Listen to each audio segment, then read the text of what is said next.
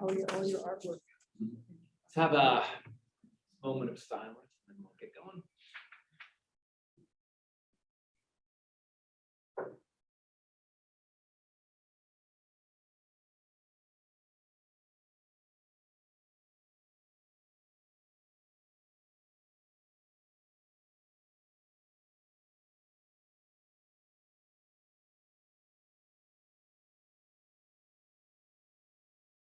I thank you for all of our endings and all of our beginnings and everything in between.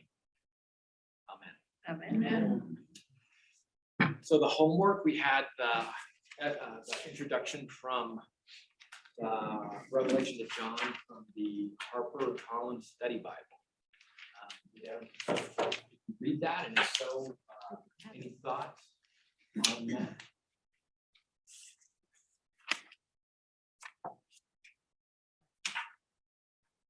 Didn't read that. Okay. Well, this week is maybe there are a couple of new people here today.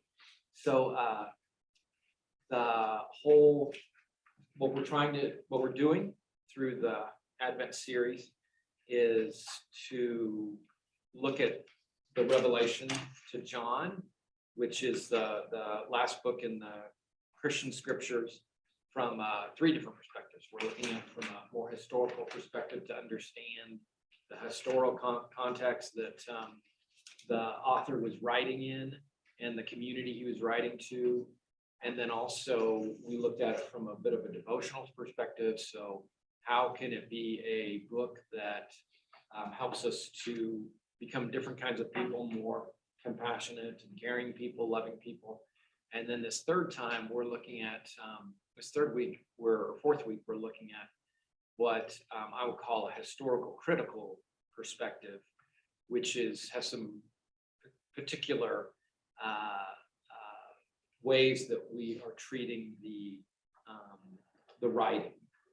And we'll get into that a little bit when we're going through the outline for today. And also I want to today present an idea of why Revelation is the last book in the whole, what we call the Bible. It's really a collection of Hebrew writings and then Christian writings, put together.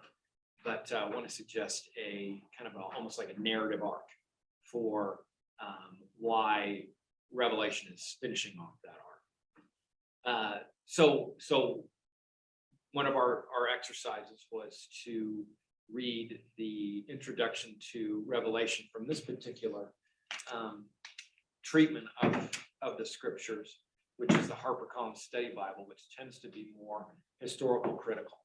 And if you all have been through EFM and have looked at Revelation from the education for ministry perspective, it tends to be a little bit more historical critical perspective for the way that it presents the readings, the scriptures. And anyone that did you read the intro, Jan? Yeah, go ahead. I think like many books, and it wasn't a sit down and get this written out of a dream. It was interesting that it was composed and assembled in stages over many years. Mm-hmm. Was interesting to me. And that John where was he from? Yeah, right. Patmos, where just an itinerant traveling guy. So yeah, that history was really interesting to me. Those were the couple of things that I underlined, especially the fact that it was written over a long period of time while it seems to kind of flow. This happened in this trumpet and this bowl. And yeah, and I know when I grew up primarily in a Baptist church in Kansas, a small town in Kansas, one Methodist church, one Roman Catholic church, one Baptist church, one Disciples of Christ church, that kind of small town. There's just this teaching that, of course, John wrote John, and John wrote First John, and Second John, and Third John, and John wrote Revelation, because they all say John. And what one of the observations in this introduction is, not only probably did that not happen, but there probably wasn't a John. You know? And it was more of what the author calls a Johannine community. So it was like, you know, it was influenced by John. Likely the community was John, the apostle, may have been part of this community. So there's this kind of feel to it, but John didn't write all these books. It was a community of people that were telling stories to one another and writing it down and putting things, you know, together over time. What do you suppose the name John was used? Maybe John the Baptist? Maybe they wanted to use his name. I Was think, it- yeah. Go ahead. No, I just, that was a question I had as I read this, is Yeah. why was that name used if he was not the writer? I think that was, and others can correct me or add on. That was a common practice. Like a community there would be a community, and there would be things that come out of it. And rather than you know, saying this person wrote it and this person wrote it, it was like the work of the Collaboration. community, and then it would get identified with that particular person. But like you say, it might not even be the apostle, it might not even be a John, that may not even be a John, but some founder of that particular community. Yeah. name was John. Did they bring out the fact that it was influenced by John? That community was influenced by John's writing. I think so. Well, also, I think it's interesting because it was so contested.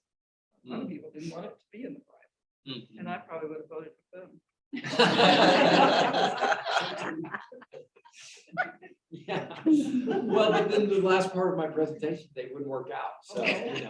Let's go, let's go. Well, it is in there. Yeah. Right. Another thing I found interesting was the date that was assigned to it. And this was in the first article that we read. This mention of Nero and the persecution under Nero, which the author here points out was a very localized persecution happening in and around Rome, whereas the Emperor Domitian, which was a later reign, 81 to 96, and also Nero was around the time of the destruction of the second temple in Jerusalem. Whereas the Emperor Domitian, that reign was 81 to 96 CE. Nero was 54 to 68 CE, or we also, Common Era is also known as AD.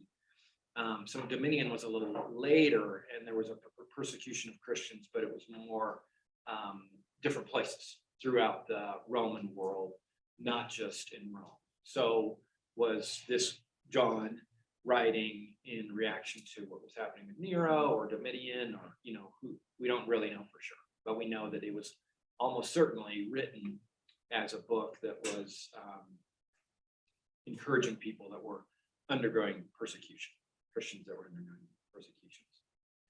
And then the other one, just that this is a unique genre. That's another thing that comes out in historical critical. They're really looking at what's the genre of the book, and what place does it play in relation to other books in the Bible. And the author mentions that this is the only one of two apocalyptic books, and the only other apocalyptic book is Daniel. So if we were to have 6 weeks, maybe we would go and read Daniel together, and we would see, you know, how. But you think about Daniel. I mean, Daniel was written. The context of Daniel.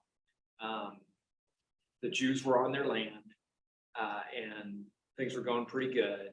And then they got the kings, and then there became other powers, and the northern kingdom gets overthrown by the Assyrians, and then the southern kingdom gets overthrown by the Babylonians, and then people are taken away from the land. And like Daniel is one of the people that they relocated to Babylon, or, you know, somewhere else.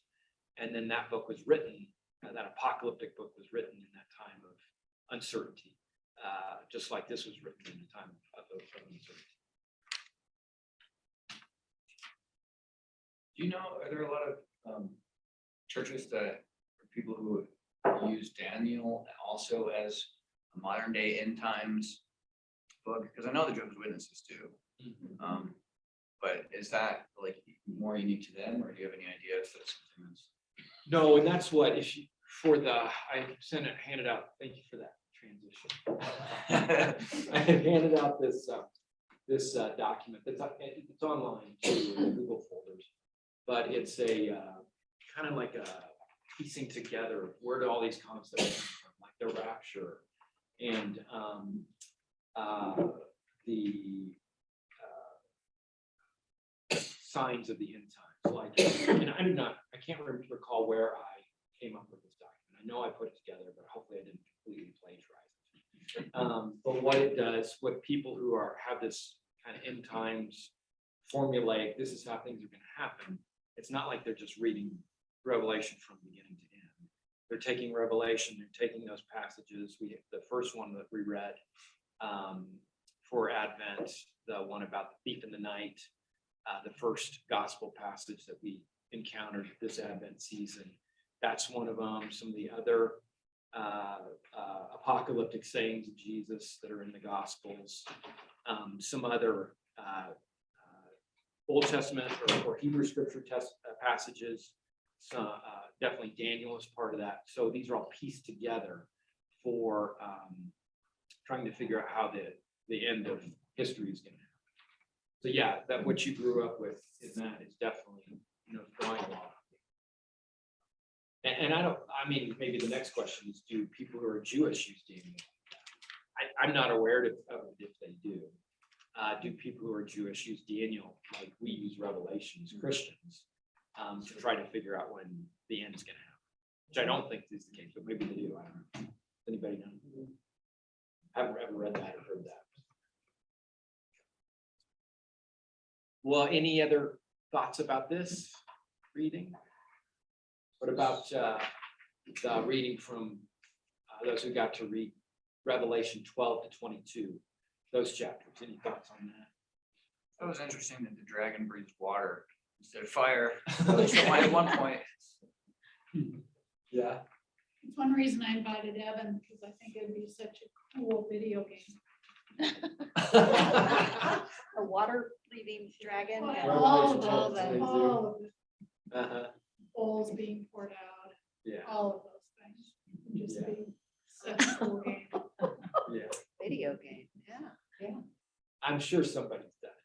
Probably not very well, but somebody. I'm sure many video games. Yeah.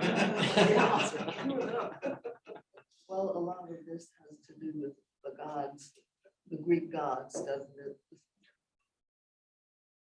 I mean, these creatures are related to the Greek gods. I don't know about a direct relation, but certainly could be that kind of a thinking about like an imagination about how these things are happening in kind of a heavenly realm. Because, and I'm making stuff up here, but Yeah. it could be since John was Hellenized, was Greek, that John was also familiar with the Greek way of thinking about gods and how they interact with humans and all that. So maybe that did influence the style of writing. Because there is, I mean, it is like there's the woman and the first beast and the second beast, then, oh no, it's the dragon and the first beast and the second beast. And then there's all this interaction between them and the humans of the world. Just like in Greek mythology. I was wondering, what early writings, we've taken some, going way back to Noah's Ark and all those things, to Mhm. Gilgamesh and some of those writings, way, Yeah. way back. And some of those characters, and was there something in that culture that was from, much earlier BC, Mhm. that they might have found and taken that as sort of a jumping off place. Mm. Because that certainly has happened with so many other things in the Old Testament or Hebrew Bible. Mhm. Yeah, and are you thinking of the other writers, how they would take something that happened in their history and then make a more epic story from And relate it to their own situation. it? Yeah. So I'm just wondering, because, we've obviously found some things that had to do with Gilgamesh and, all the creatures in those stories. And they tied in, and so they're in our Bible in another way, using Yeah. different names. And I know I'm an expert in Greek literature, but I think of Homer's Odyssey. I mean, this is a thing that, really happened in the sense that there was Troy and, going and coming and all the things that were weaved into that. So it's like making meaning or making sense out of these hard to make meaning or sense of historical events that are happening around And obviously an enormous imagination us. and sort of an early cinematographer Mhm. in terms of Yeah. color and vision and so on. Mhm. It's an amazing book. Yeah. But isn't it funny that a lot of that stuff puts a lot of fear into people, and not fear of God, but fear of everything, fear of people, and they worship them because they fear them. Mhm.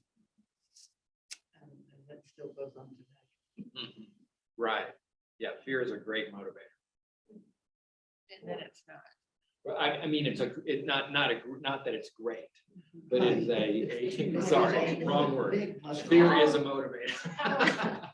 A powerful motivator, right. Good. It's a powerful motivator.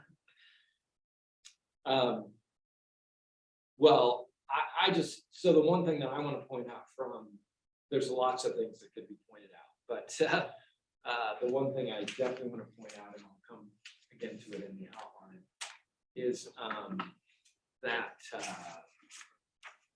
well, I'll just read the passage. So it's chapter 14, verses 8 and 9. Well, actually, I'll just read 8 through 11. This is the messages of the three angels.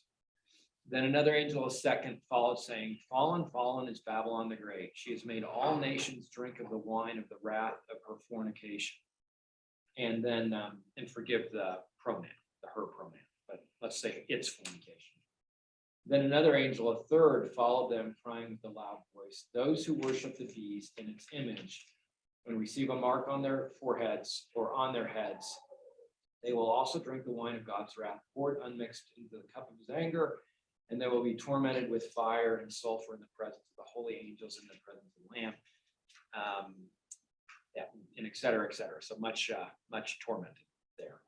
But those two messages are on the falling of Babylon and also the falling of those who have kind of subscribed to the way of Babylon, which is a particular way. And later on what that way is. So this is the chapter where it's the subtitle that the Bible puts in it, or the mistreatment of the Bible puts in, is the fall of Babylon. And it reads, "And the kings of the earth who committed fornication and lived in luxury with Babylon will weep and wail over it when they see the smoke of it burning. They will stand far off in fear of it, in fear of its torment, and say, 'Alas, alas, the great city Babylon, the mighty city, for in 1 hour your judgment has come. And the merchants of the earth weep and mourn for it, since no one buys their cargo anymore. Cargo of gold, silver, jewels, and pearls, fine linen, purple, silk, and scarlet, all kinds of scented wood, all articles of ivory, all articles of costly wood, bronze, iron, and marble, cinnamon, spice, incense, myrrh, frankincense, wine, olive oil, choice flour, and wheat, cattle, and sheep, horses, and chariots, slaves, and human lives.'" So this is what they're mourning, is that we can no longer trade. We can no longer engage in kind of sounds like international commerce to me. This is what we're mourning with the fall of Babylon. So. That's kind of interesting because the 1 hour part was kind of made an association for me, like with that Bardo's, the idea of like, as you're dying, like the everything about your life and the becomes phantasmical and it's unraveling in your mind and you work your way through all the different pieces of guilt, all the different disturbances in your life. And I kind of, it made me kind of think of it like that, like this is like a globalized like death narrative. How places of angst and regret, what you're giving up as you exit. Like, it's kind of, it was easier for me to read it. Interesting. Yeah. We can say something. Oh, I was just thinking, I was trying to remember when I read Marcus Borg's description of, or explanation of Revelation. A lot of, I remember him quoting a lot of this passage, and well, I think a lot of his perspective was, it having to do with, he talks a lot about the domination system and how a lot of this is reflective of just like an oppressive, entity being Rome or whatever. And a lot of the specific things that are pointed out in the trade have to do with, things that the ones in power, they're symbols of power, wealth, or gregarious wealth in some sense. I'm just wondering how much truth there is to that, or if you come across that too in your reading. I mean, that's what it makes me think of. And I'm saying this as a participant. I mean, Felicia drives I like Felicia's car, and it came from Germany. And we waited for it to be shipped over so we could pick it up. And I'm not like condemning you for that or anything. We bought it My car together. too. We're all participants in this thing. But it could easily fall, like not an hour, but this is we've created a very, and I don't want to give away the ending. We created this very artificial existence, that I can eat a banana, in the morning, or that I can freeze my food and eat, whatever I want, whenever I want. And I'm not saying these things are bad, but I'm saying these things are, it's like not natural. And I think that's part of what this is suggesting is going to fall. And I don't want to create fear in us, but because I'm part of it. But this is what, well, I won't give it away anymore.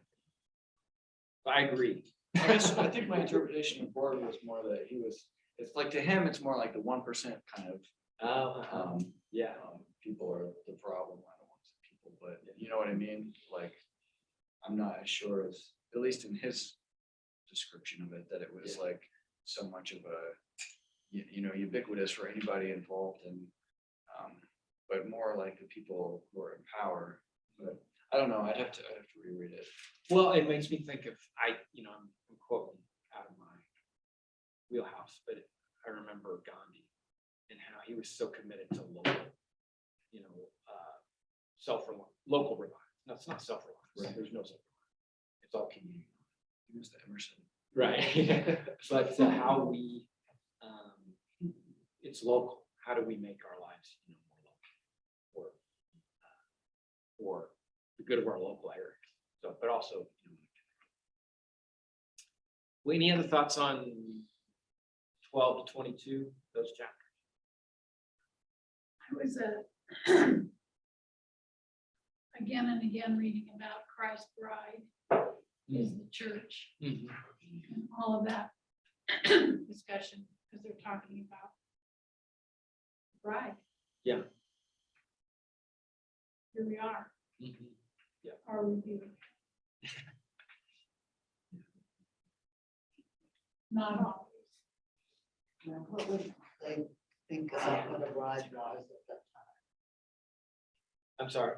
What would they picture a bride, well, I mean, what was their opinion of a bride? What was a bride? You know, what? Wonder why is the bride? That's a good question. I don't know the answer to, but I'll speculate that, I mean, this was the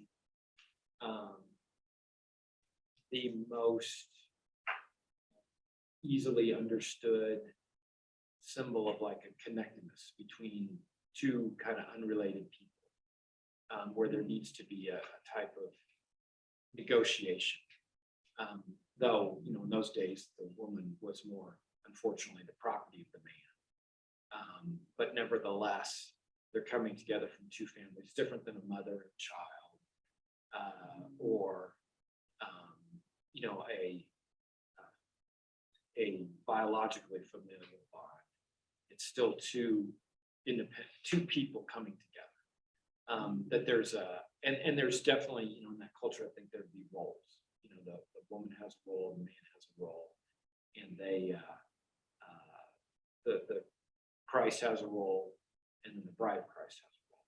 That may be why they. Yeah, Use that that's imagery. what I'm curious about. Mhm.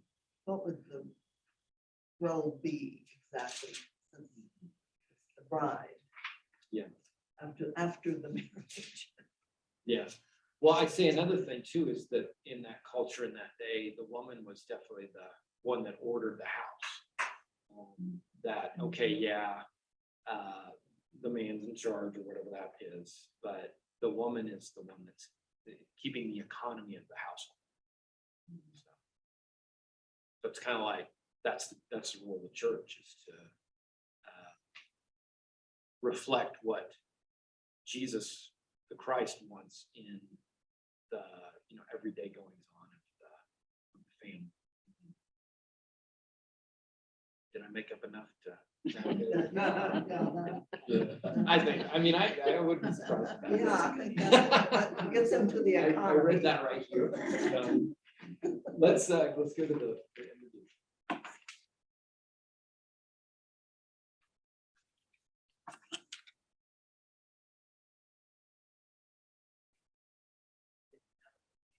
So the first one is Babylon Burning. And it's from actually the Luther Bible. So the Bible that Luther put together. Look at those angels.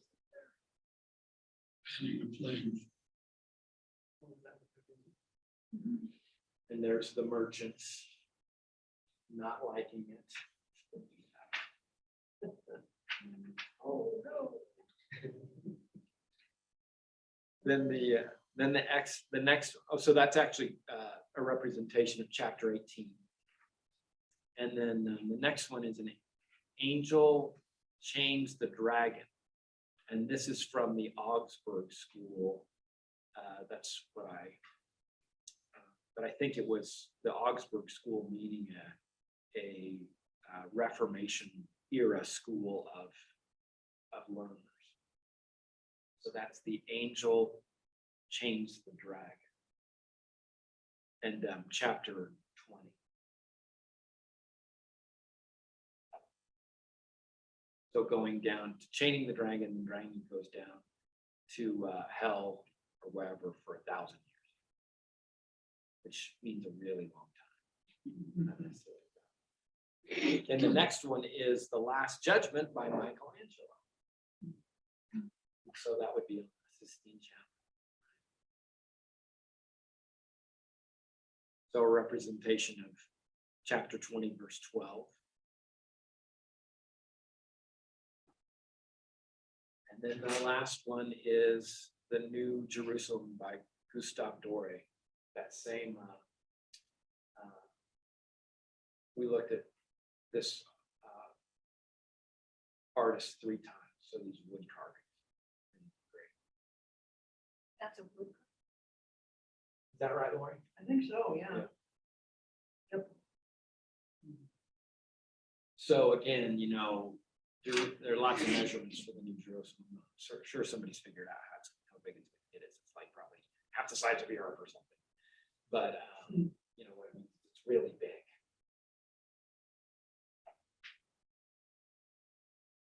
Any comments on those? You didn't use Dante. I didn't. Well, But, you know, oh, there's a the lot- circles. The circles Yeah, and, right. I mean, it's a lot of representation of some of the suffering. Yeah.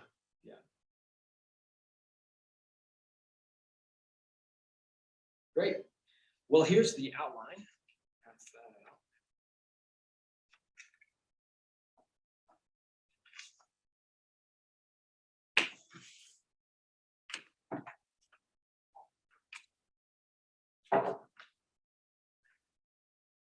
So, again, this is read this on the historical critical message or method. And it's not a complete mashup, but the first reading that we had from that, the Mennonite author, Craybeal, had some aspects of the historical critical method to it, but I would say that this method, when it's truly historical critical, there's like no, there's no, as best as possible, no presumptions. So like in that Craybeal piece, I think there was this assumption or this presumption that John was the author. But like in the historical critical method, we're not presuming that there's a person, John, who wrote this book, but it's a writing that came together in a way that we don't understand or know, but yet, you know, there's things that we can benefit from nevertheless. And I'd say even there are things that make it unique or sacred, because part of what I would suggest makes a book sacred is that there's a group of people that have said this is sacred or this is important, and that has maintained itself over time. And we as Christians have said this book is important, and we continue to pay attention to it in ways that are sometimes challenging, other times really helpful. But nevertheless, that's what we've agreed to as Christians. And some of the benefits for me of the historical critical method are that we're listening for the author's message behind the message, which is what that very first article certainly did, that we read in preparation for week 2. And then also attempting to better understand the community to which the text was written. And that comes across, I think, really clear in the introduction to this book from the HarperCollins Study Bible, is understanding who the message was for. And this message of this book was, and even in this introduction, it wasn't certain if it was just to the people that were impacted by the Nero persecution or the Dominion persecution, or both. But certainly, you know, John was writing to those 7 churches. The author was writing to the 7 churches. And maybe, assuming the book was written at that later period, it could have been that the author had both of those in mind, both of those periods of persecution. And then also looking at the sociological, anthropological, religious, economic context of the writing. And this was really helpful for me actually in my graduate studies, which was quite a few years back. But I didn't even know about this until I was at graduate school growing up in a small town and more literal reading of the Bible. But this is one of the first books that I read looking at the Bible from more historical, critical, kind of sociological perspective, anthropological perspective. And it's called The Economy of the Kingdom. And what the author does is takes the phrase and, you know, wrote a whole book on it, but the phrase, the Pharisees were lovers of money. And I think that's in Matthew 18 or something. Okay, why were the Pharisees lovers of money? And so what the author then does is presents the sociology of the context of the times, the religious context of the time. Like one of the things was really helpful for me in this book was we split it all up. We think about economics, we think about religion, we think about politics. We split all these things up and we found a school at the university, on each of those. But in these times, these were all mixed together. And so to say the Pharisees were lovers of money, it meant they were interested in the perpetuation of the synagogue system, of which they were the key figures. They were interested in having people follow the code, kind of the religious code that they were presenting to the places where they lived. And not that they loved money, but they loved the way things were. And they were going to be perpetuators of the way things were. And this is part of what Jesus was speaking differently. He was speaking about the way things are not good for everyone.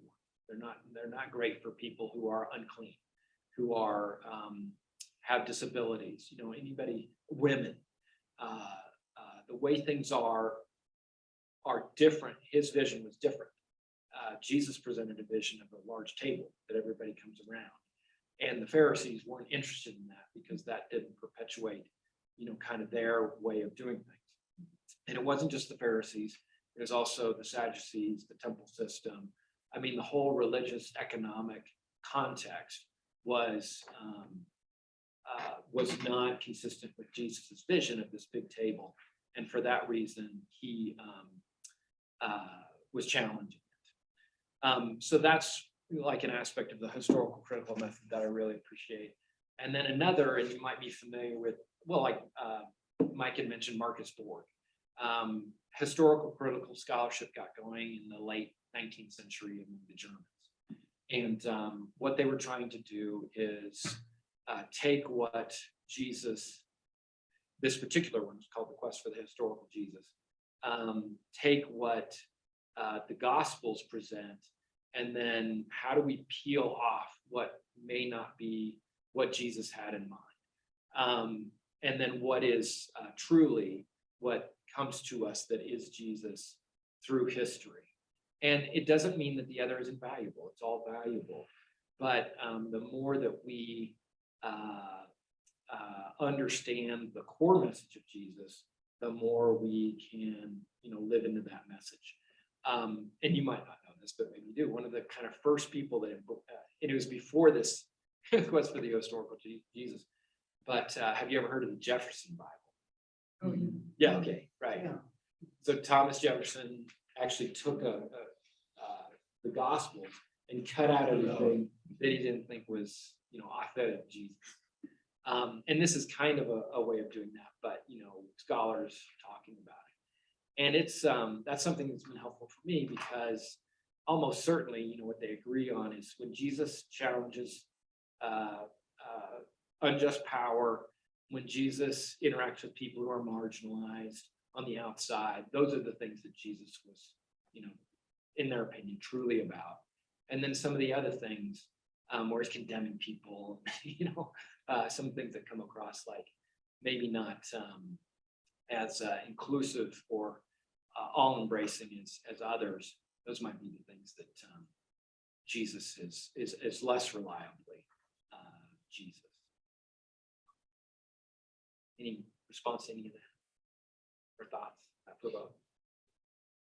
Doesn't that go on? I mean, are they still doing that kind of research and work? Yeah. As new documents become available?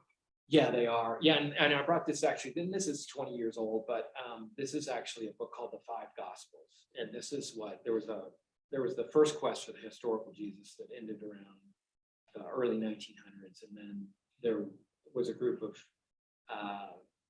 European and American scholars that started a second quest. And that happened in like the 80s and 90s. And this is a book called The Five Gospels. And what it does is present, actually, they highlight in pink the words. And it was more about the words, not about the actions, but highlight in pink the things that they think are authentically the words of Jesus. So like a lot of this is in highlight divided, but not all that is Like the words. red letter Bible, but not the same letters. Yeah, right, that's right, yeah, well, and actually, I think they, I haven't asked in a while, but, they take some of the words, so like red, like a light red, a gray, so kind of like a little scale. of, We have this gospel. And then the fifth is Thomas, so the four gospels in the canon, Thomas, but then there's other gospels, like the gospel of Mary Magdalene, there's others that are being found that can be part of that conversation too. Historical references are broad and many. Hmm. And Martin Luther himself was a horrific anti-Semitic and preached that. Yeah. And and early on in Eastern Europe, where the Jews had come, they were in ghettos and separated and discriminated against. And all he did was make it even worse. And then the German mind, which is very organized. Yeah. Came up with the Holocaust that came stemmed from that. Right. And a lot of those words are sort of seen in our Revelation. Yeah. But you know, a lot of the Jews had been farmers, and then the Germans took their land away from them and made them work in banks, which was against the Jews' idea of what you should do. At that time, during the Holocaust, you should not work with money. They made them work with money. Mhm. And then it was funny that later on, some of them got rich from it. Yeah. And this is why I think this kind of view of scripture is helpful, because that is so anti-Jesus. You know, what Luther was saying there, fast forward to Nazi Germany and the way, 10 million people died, were the Holocaust of 10 million people, including Jews and gypsies and people who identify as who are homosexual. That is so anti, and then the church was complicit in all that. The Nazi church. So, But I'm a little resistant to thinking of that as the German mind though. Because I think it's so easy, we could so easily. Yeah, it wasn't. But Germany was the leading now. scientific, technological. I mean, the German nation people are very strong and very influential around all over Europe and all over the world. And And made that's the why best we have to cars. be really careful ourselves, because Well, we are in that same position, and as soon as we get a leader who starts, signaling that some people are less Less than good others. than others, or are nefarious or dangerous, like everybody coming to our southern borders are drug lords, and everybody who's Muslim is a terrorist, those kinds of things, that it is so easy for us to slip into that. It's not like it was Germany back then, it's like it's possible right now, today. And it's happened all through the history of the world. Yes, I don't know. Yeah, I think you're right. Well, I have some other things in the outline. So some primary historical critical questions. Who is the author, or what was the source of the writing? Who was the text written for? When was the text written? What portions of the text can be considered in the author's authentic voice? What were some theological, anthropological, religious, economic conditions of the day? How has the understanding of the text changed over time? These are all questions of that historical critical perspective. And I'm not suggesting that this is the only perspective. I mean, I think that of the three we've presented, all three are valuable.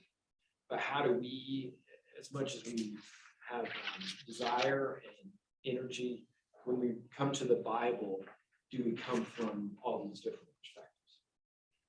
And that's one of the great, I think, benefits now of the printing press, or the internet or whatever. We can we can find resources to interact with the Bible in these different ways. I'm gonna skip that next session because I think we've already had some good discussion and I want to make sure we're getting to the big finale. This is, and so much of what I still, what I'm presenting here is what I presented on when we did this Mary Magdalene, Felicia's a priest there. And much of this comes from what I was exposed to in graduate school. But I still very much feel this way about this particular text. And it's actually based on I don't know, is anybody familiar with Jacques Ellul? Have you heard of Jacques Ellul? Okay, so his French sociologist and theologian actually did most of his writings in the 50s and 60s, somewhat in the 70s. He was part of the French resistance in World War II. And the book that he became best known for is a book called The Technological Society, which it's real, like, if you want to read it, make sure, just read it in the morning or read it fully caffeinated. But his basic idea is in this book is that it's a warning book. This was written in the late 50s, 60s, that we're on the precipice of becoming machines ourselves of a sort, because we're so committed to greater and greater efficiency, greater and greater convenience, greater and greater reliance upon the things that we're creating. And it's not like there's going to be robots that take over and that kind of thing. But it's just I think I know for me personally, I really love other people's creativity, like in music and art and movies and those kinds of things. And I really am not a very good storyteller. Well, part of that's my personality, I'm more introverted. But part of that too is I live in a culture where stories are around me all day long. And that makes it so that I don't tell my own story, in ways that I might if it was 50 or 60 years ago. So this was the book that Ellul became best known for. But in his writing, he would often write something that was sociological and then also something that was theological. In this book, if you want to read one of these two books, I would suggest The Meaning of the City, which what he does is he looks at where does the city show up in the Bible, in the kind of narrative arc of Scripture, and he tries to help us understand what the meaning of the city is. And the first time the city shows up is in Genesis 4:17, when Cain kills Abel. And you can read it. Cain kills Abel, and the first thing Cain does after killing Abel is goes and founds a city. When he was sent to the city. No, he actually goes and He was founds a forced to city. go to the city. He just starts a city. Yeah. I didn't read it that way. And so what Ellul says is what Cain does is Cain realizes Cain messed up. I messed up. Well, that means I'm like out of connection to God, out of communion with God. And what I need to do is go start a city so that I can found a life that's without God. And so what Ellul says is, well, that is this. We're trying to create a life that no longer requires God. And what Ellul does is just look at the city, and like there's actually in the Levitical code, there's maybe what you're thinking of is there's the founding these cities of refuge. Like if a person messes up, and in that day they thought God just kind of killed people if they messed up. The person could go and find refuge away from God in the city. But where you- I thought God sent him to the city, is what I Yeah. thought. Yeah. So because everybody was gonna hate him. Right. Well, I think that's part of Santa found it. Isn't Jerusalem the city?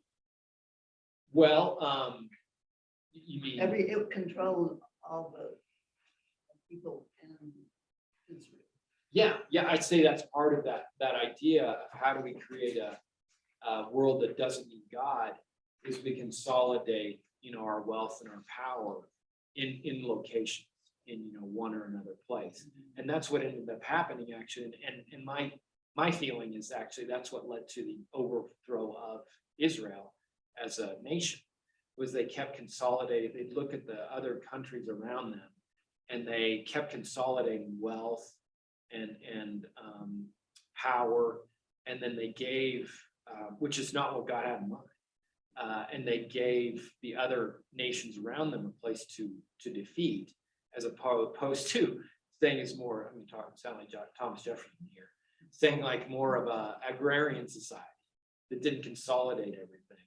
But it's that idea, like if we can just consolidate power and wealth, then we don't really need God anymore. So that's what this book is about, and the great and where it becomes a narrative is that what happens at the end. Well, what humans meant to keep away from God, in the end, God actually transforms, like the New Jerusalem, whose foundation is God, and which includes everybody, every tribe, every nation. In the telling of that chapters 21 and 22 in the Revelation, there's still a lot of connection to Judaism, 12 tribes, 12 apostles, all that. But still, the main message is that you tried to get away from me. You went and built a city, and you tried to get away from me.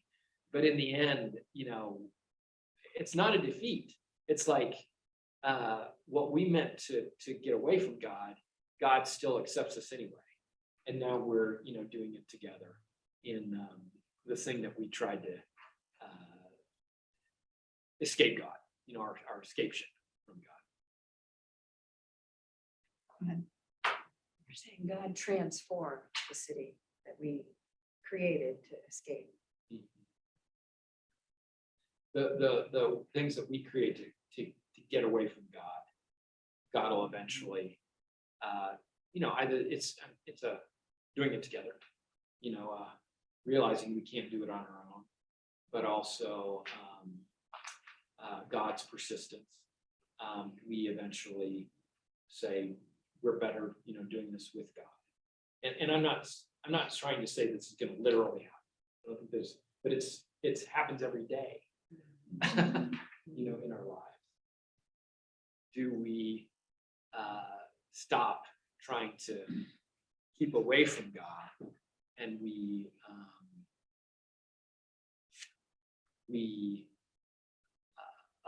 create that space where we are with God, we are with God all the time, but we just acknowledge it and allow ourselves to be part of that space. I think that's the message of the last couple chapters of Revelation. But then what I would suggest, that's the message of the whole Bible. It's this we keep trying to keep away from God and how God would have it. I even think, and no finger pointing, but that's even the story of the Jewish people. They get kicked off the land because of Assyria and Babylon. And then in the not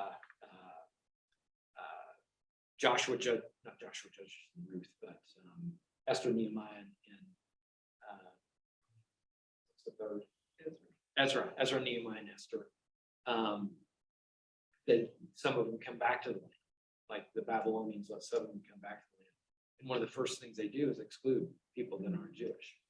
And what's that? Amos, yeah. Right.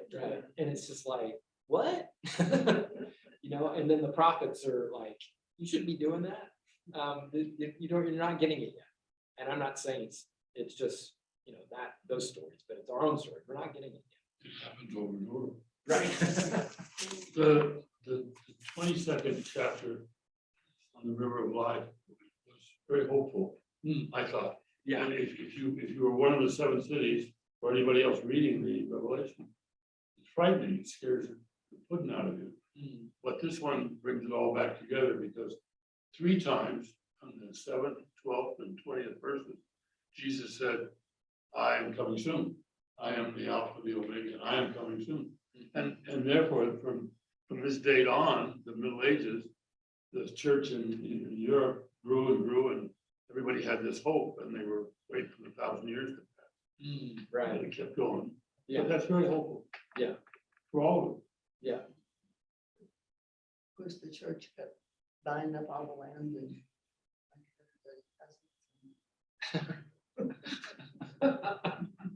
Always that. That's right.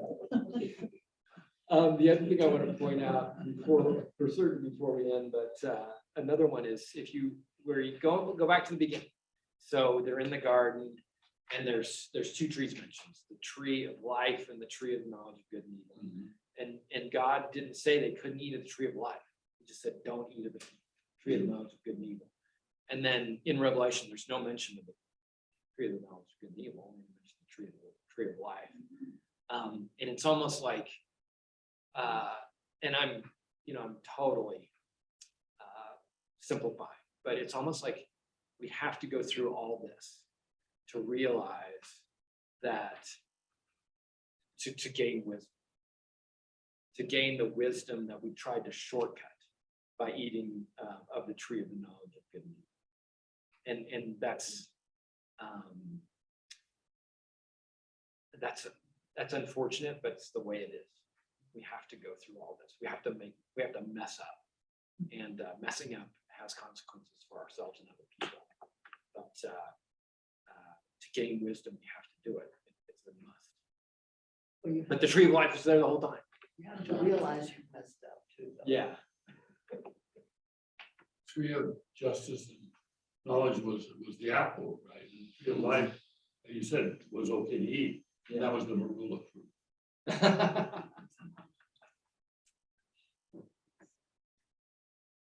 Well, any other thoughts or any reflections on all that? Well, I did look up about, God put his mark on Cain so he wouldn't be killed. But I guess Cain felt that that was too embarrassing. So he Yeah. Right. Thank you so much for giving us. Yeah. Lyle. Well, here's one last thing for one last chance for you to reflect on it. This is actually an essay from Barbara Brown Taylor, who is one of the people that I know Felicia's gained a lot from for her sermon writing. And it's actually a reflection upon the apocalyptic way of thinking. And you'll see what she's trying to say is let's get out of that way of thinking and live in the present. So maybe this is something to read between now and good idea. and this is also. Well, anybody wants copies of any of the other handouts, I've got a bunch here, so you can look through and see what it is that you might want to take with you and feel free. The other thing is that after